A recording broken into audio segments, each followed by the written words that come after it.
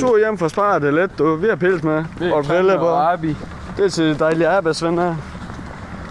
Det er så fjord. Ja, det er mig, du. Ja, det kunne I nærmest rende ud. Der er jo Tuborg i Karsten. Jo, det er det. Det er det.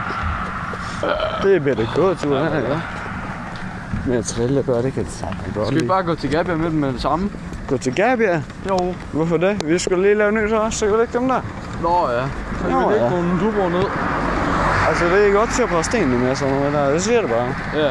Ja, det er fandme det. Det går allerede stænger. Jo, det er fandme ikke godt, når der er 2 kast tilbage. Nej, det. Hvis du tager dem, jeg kan jo slå det ihjel. Hvad? Prøv at se her, René.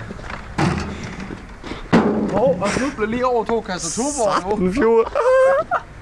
Snubler lige over dem der, så står I bare midt på ganen, klar til at blive nubbet også. Så må vi nok hellere tage dem med hjem. Jo. For helvede, det regner i de bjergene. Du har ingen hjerne. Nej, det er Henrik, vi snakker om nu, så gerne derude. Ja, det er nok. Så, jo, men det er en dejlig tur hjem her. Det så jeg nok i tur hjem fra Spar del 2.